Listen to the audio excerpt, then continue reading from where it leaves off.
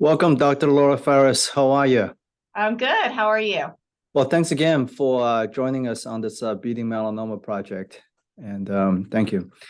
I want to give a quick introduction about Dr. Ferris, who received her PhD in immunology from Johns Hopkins School of Medicine and MD from University of Maryland. Currently, she is a professor of dermatology at the University of Pittsburgh. And in addition to seeing patients, she has been a principal investigator on over 120 clinical trials, looking at therapy diagnosis in dermatology. And in addition, she's a part of the University of Pittsburgh Hillman Cancer Center for the Melanoma Program. And in addition to all the work she does, and she's really passionate about primary care-based skin cancer screening program. Again, thank you very much for joining us. Thanks for having me.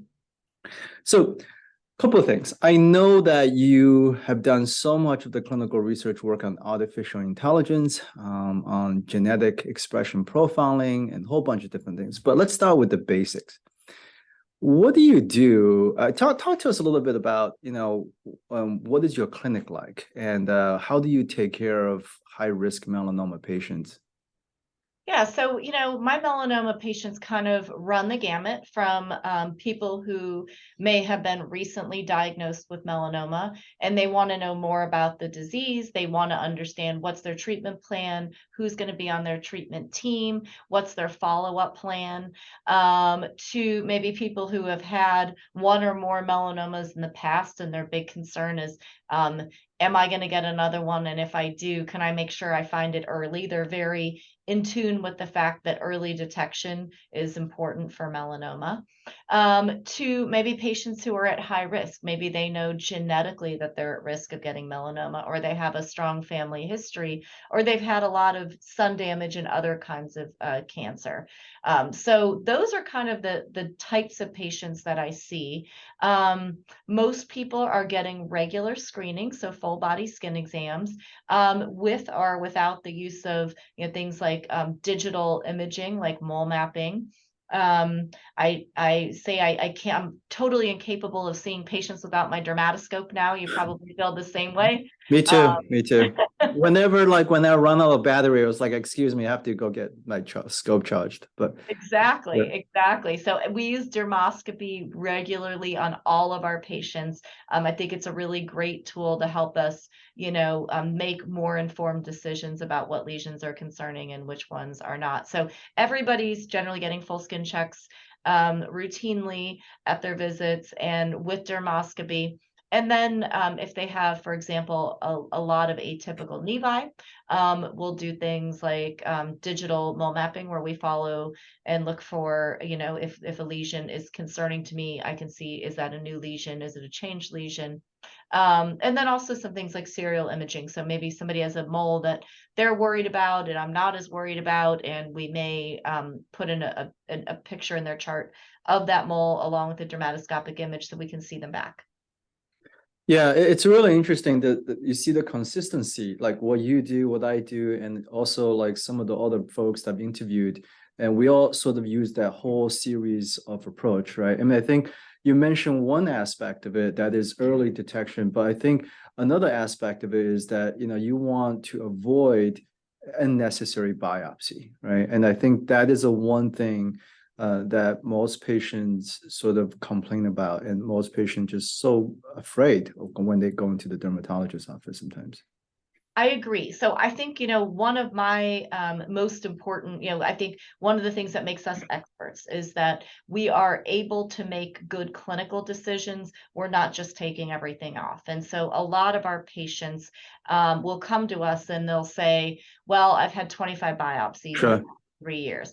So, my goal is to not miss somebody's melanoma, but to do it without just taking off 3 moles at every single visit. And so I think that that takes a lot of experience, a discerning eye, a close relationship with patients, that if we don't take it off now, if you notice that this changes in 3 months, you can reach out to me. I'll get you in and we'll take a look. So it's not a one chance and you're done kind of relationship that I have with my patients. And then, that's where I think as dermatologists, potentially using technology to help us make better biopsy decisions comes into play too. Yeah, we're going to get into that. We're definitely going to get into that. So I think there's a couple of key points that you touched upon, right? And I do the same. That is, you want to form some sort of a trust relationship so that that patient is coming back. They're not going to lose through follow-up, number one. And second thing is, I tend not to monitor any nodular lesion, because if you miss those can be really dangerous, right? And right. Definitely. And a couple other things. This is something that we really kind of haven't talked about, that is, do you look at the entire body, including the genital areas, or, there are certain patients, they don't feel comfortable? How do you resolve that? How do you go about that? So, I think that that's an important question. We tell patients, get as undressed as you feel comfortable, and I'll look at Yeah. any area that you leave exposed. And if you don't want me to look, you can leave your undergarments on, and I won't look at those areas. I think that when I first started doing this, I thought, well, we should be as thorough as possible, look in every single square millimeter of skin. I've now realized that potentially there are patients who won't come back to us because they are uncomfortable with that thorough of an exam. And I would rather, in one study that we did, it was up to about 20% of patients didn't really want us to look at their genitals, for example. So I'm always happy to. I tell patients it doesn't faze me one bit. But if they would rather wait or have for women, their gynecologist look at that area, or if they'd rather tell me if they notice something, I'm okay with that too. I think, this has to be a level of comfort. And sometimes patients who maybe weren't comfortable, once they've been seeing me for a few years, they have a different level of comfort, and then they'll, be fine with me doing a genital or breast exam.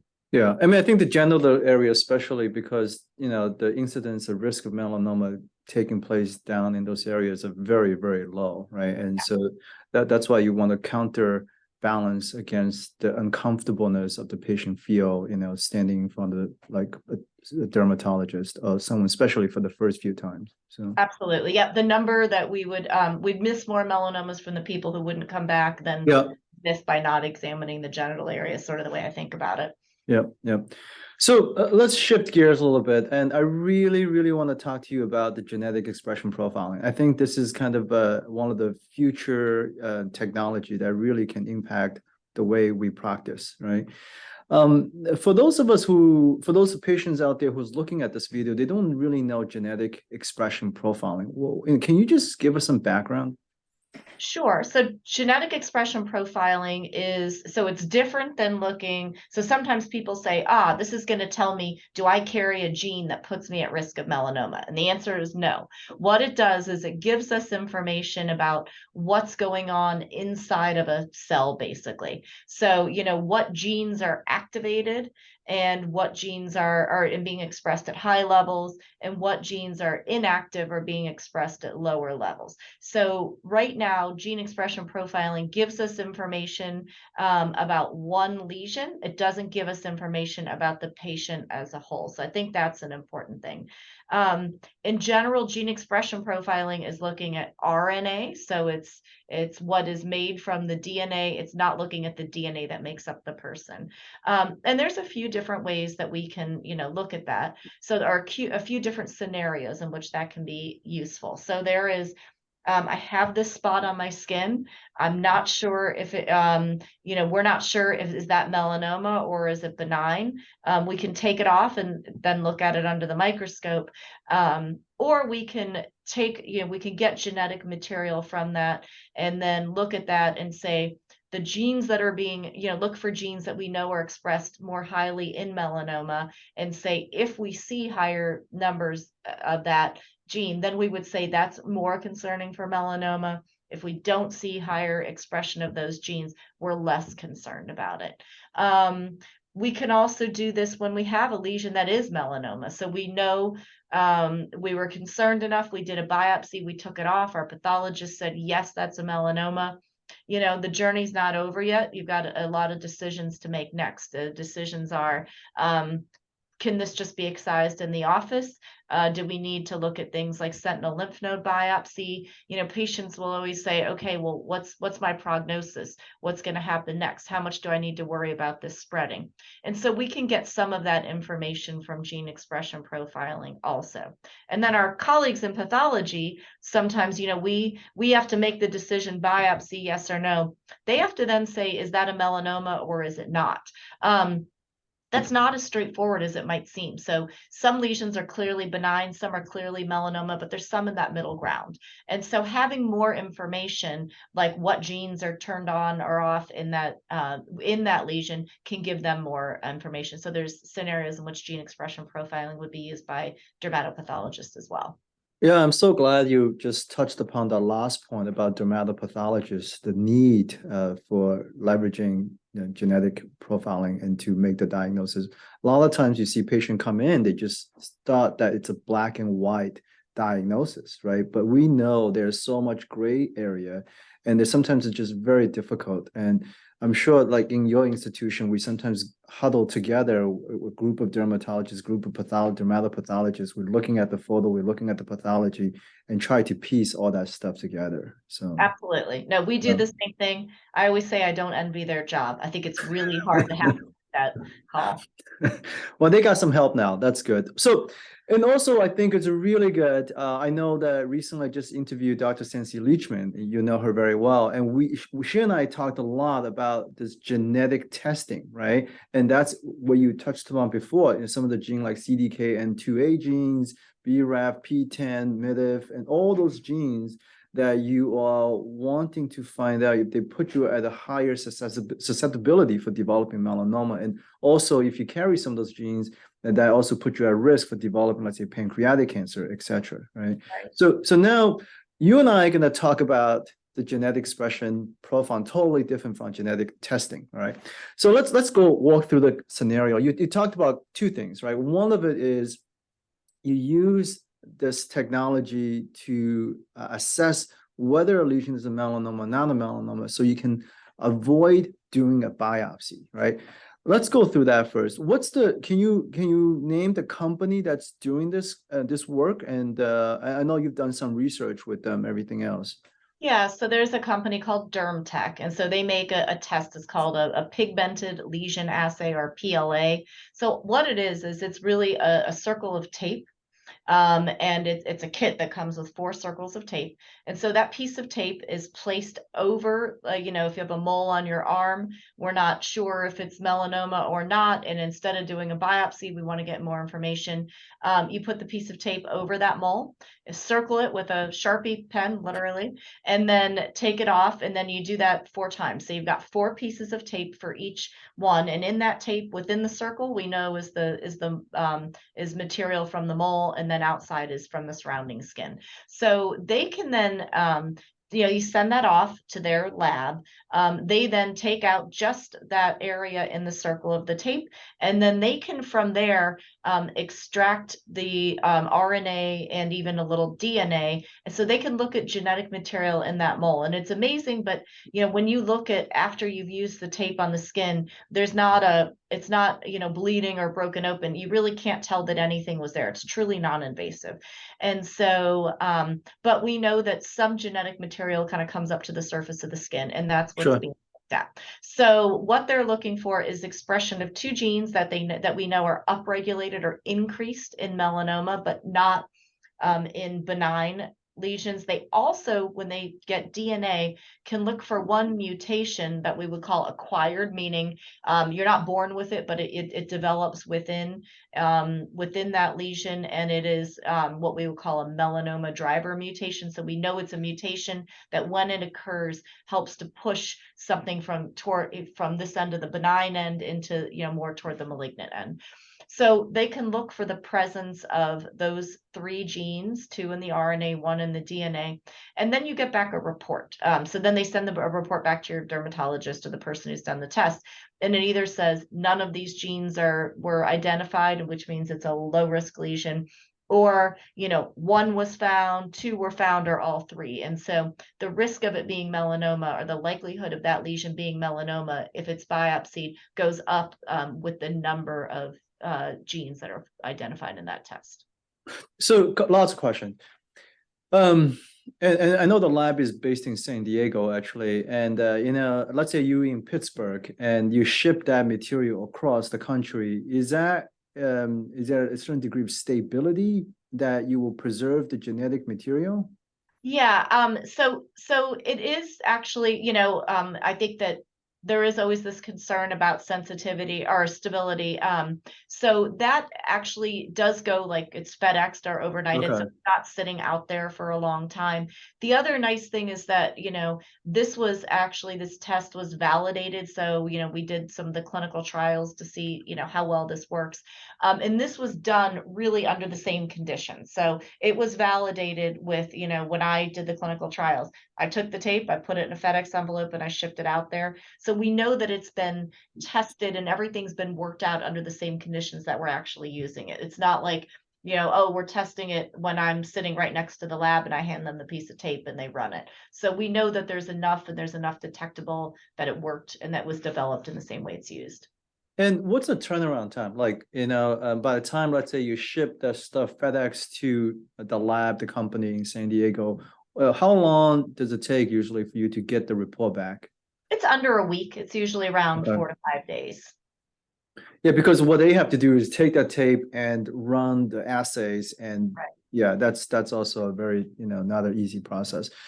Just no question is, obviously everyone wants to know the sensitivity and specificity, right? And how good is it?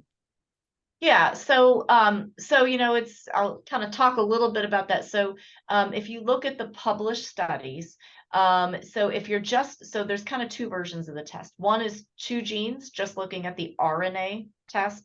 The sensitivity of that is 91% and the specificity is 69%. What does that mean? That means that in the studies that were done, where every lesion was biopsied, that it accurately detected 91% of melanoma. So 91% of lesions that were melanoma, as judged by 3 dermatopathologists, because of all this uncertainty that we talked about, were detected. They expressed 1 or both of those genes. Now, if you look at the next generation test, which is those 2 genes plus that presence of that 1 DNA mutation, that actually, if you add that in, that brings that sensitivity up to 97%. So having 1 or more of those 3 genes identified increases the sensitivity to 97%. Specificity is how often are you right about the benign lesions? Meaning, I could be 100% sensitive if I said, everything looks like melanoma, biopsy it. I wouldn't miss a single melanoma, but my specificity would be 0%. Yeah. I would be so the specificity is a little higher with the 2 gene test at 69%, and it goes down a little bit to 53% if you are using the 3 gene test. So that's an important factor. The other questions, the other things that are going to influence that, though, that's in a clinical trial setting. That means I have, my protocol was, if you have any uncertainty that it's melanoma, do the test, but also biopsy everything. So basically, I could be 1 to 99% sure that it's melanoma, and that would count. So if I was 100% sure it wasn't, or 100% sure it was, we didn't put those patients in the study. But let's face it, in real life, if you or I are seeing a patient and we're 99 or 95% sure that's melanoma, we're just going to do a biopsy. We're not going to use a test, right? Yeah. So it's going to perform a little bit differently in the real world. So for example, if I look at the lesions that I enrolled in, one of my colleagues at Northwestern, about a quarter of our tests were positive. And of the ones that were positive, a third of those were melanoma. If you look at registry studies, they're kind of looking at thousands of tests run in the real world, not in a clinical trial setting.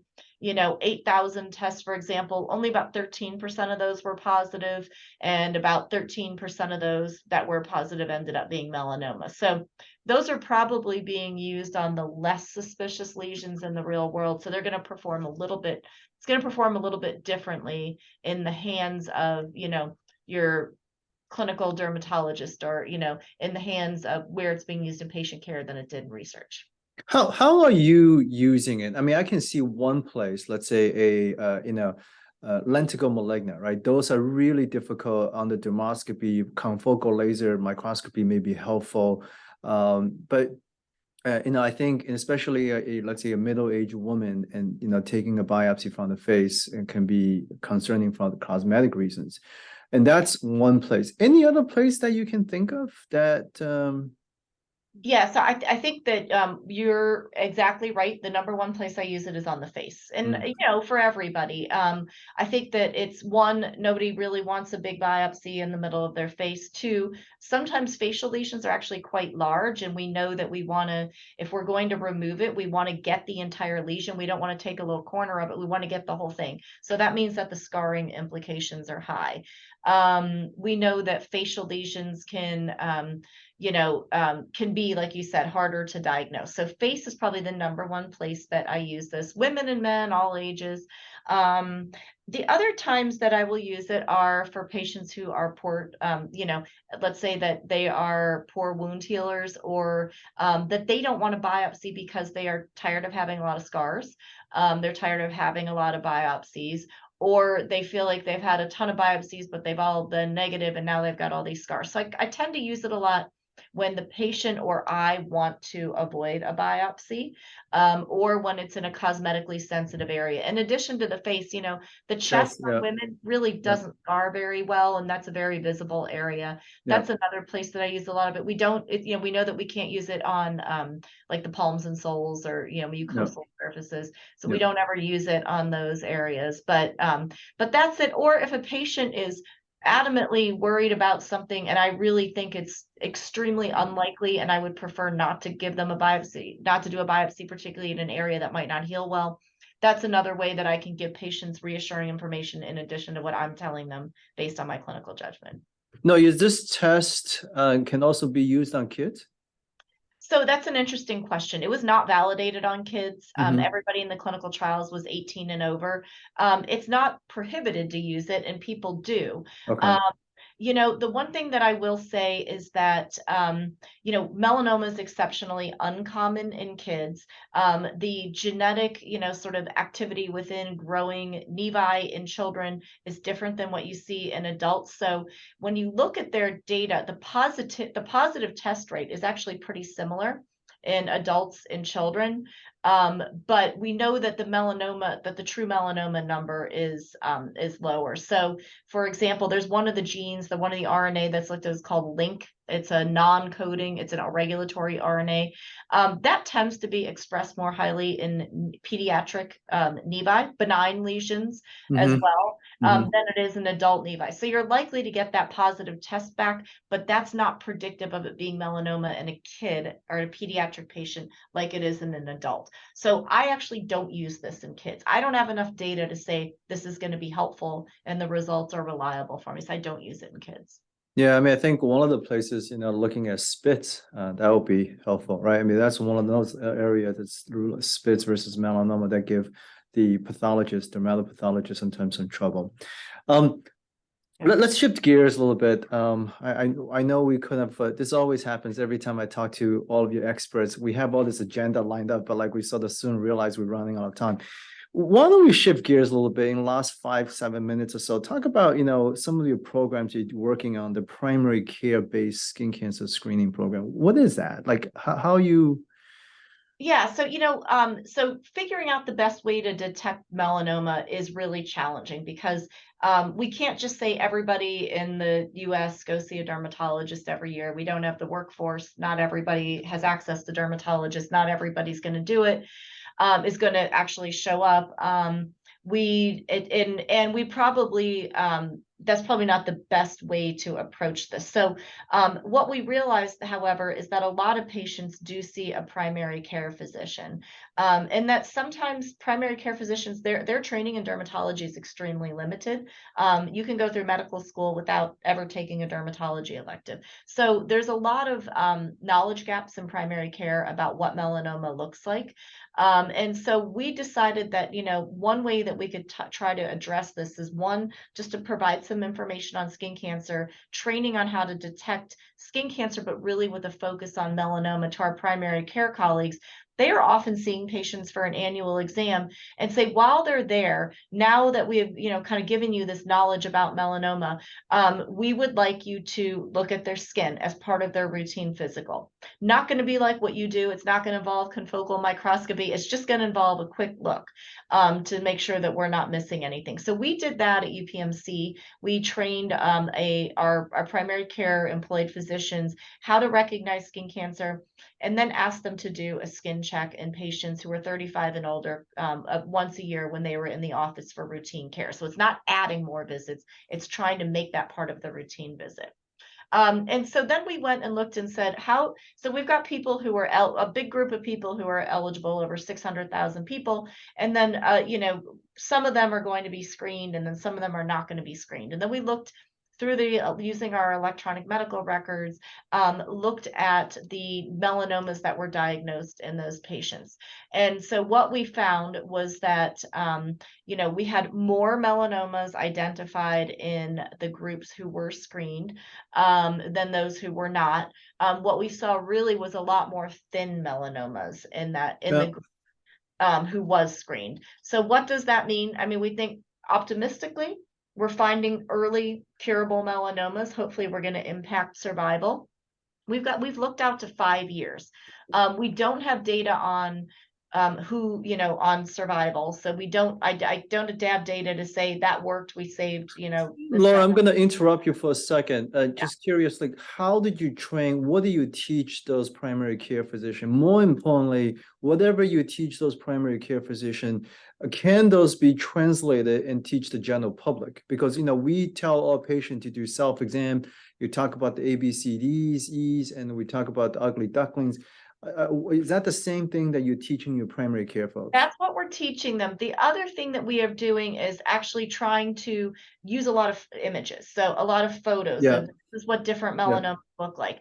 How could we incorporate that into patient care? I actually think giving patients more pictures of melanoma so that they see, what does melanoma look like? And as we know, it can look like many different things. Just pure clinical images, not dermoscopy. No, not just dermoscopy. pure We clinical. didn't focus on dermoscopy with our PCPs either. Okay. But that's asking them to do a lot. These are people who are trying to do a lot in a short time. Yeah. They got like 7 problems, basically. Yeah. That is, So, right. So the idea isn't find every early, possible dysplastic nevus. The idea is don't miss the melanoma that, could have easily been seen while you were listening to the heart and lungs, for example. So, so we focus on kind of big picture, knowing the diverse presentations of melanoma.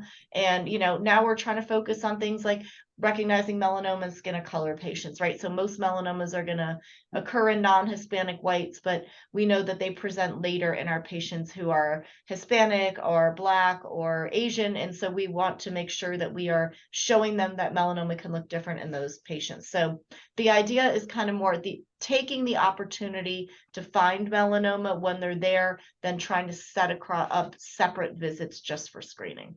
Yeah. I mean, I think you're right that we just don't have enough dermatologists, number one, right? And there's some study that show that in some places, you try to call a physician's dermatologist office talking to them about bleeding lesion, and sometimes the wait time to get in is like 6 to 8 weeks. And no, you basically touched about something really interesting. So you basically show those primary care physicians lots and lots of images of melanoma, right? But do you also show them some other images, benign lesion like seborrheic keratosis? Because one of the things the patient always come in is like, I got this really dark lesion right here, but it always turn out to be seborrheic keratosis or something benign. Yes, we do that. So our training has modules on, mimickers of melanoma too. So we show them, seborrheic keratoses are a huge one. I try to educate my patients on that too. I think it's really hard because they do meet ABCD criteria. Yeah, definitely. But yes, we do also that, show them things that are benign. What does a normal mold look like? What does a, maybe slightly atypical mold that's not concerning look like? What does a seborrheic keratosis look like? What does an angioma or vascular growth on the skin look like? So that's been an important aspect too. Now I think we're, maybe we'll be able to advance this as a field is hopefully we'll have tools that are, inexpensive, easy to use, that use, artificial intelligence to look at an image and maybe give the primary care physician more feedback so that they can then say, I can safely reassure this person they don't need to see dermatology, or this is a lesion that really does need to get in, so that they can help us in triaging. Yeah, one of the thing I'm doing here in our institution, Hoag, is that we're launching this like what I call Derma on Demand program. Essentially, we're giving a scope, dermoscope with iPhone attachment to the primary care folks. And if they see something worrisome, they take a picture of it, and then we will review it on our end. So that way save a patient a trip. But it's also very interesting. You touched upon something that is, we probably don't have time. Hopefully, like next time I invite you back, hopefully you will join us again. We talk more about artificial intelligence. I know you did a lot of those works. And I think this is another one of those technology that's going to really change the way we detect skin cancer.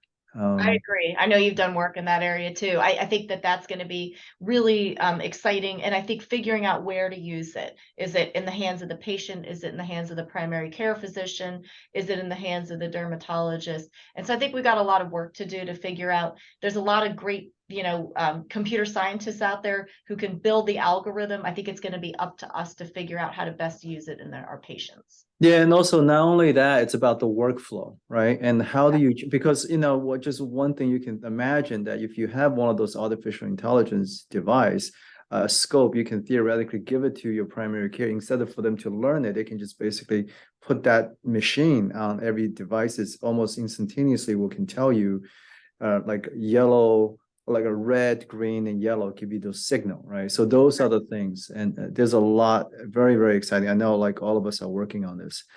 Dr. Ferris, thank you so much for your time. I know we spent a great deal of time talking about genetic expression profiling, and thank you very much for showing us, there's a technology out there that can avoid the need for biopsy, but obviously it still needs a lot of work. I know we didn't really touch upon the other genetic expression profiling that is looking at the tumor to sort of see, the prognosis as well as whether or not, the need for sentinel lymph node biopsy or not. So all those are sort of moving this whole field. Again, thank you so much for joining us.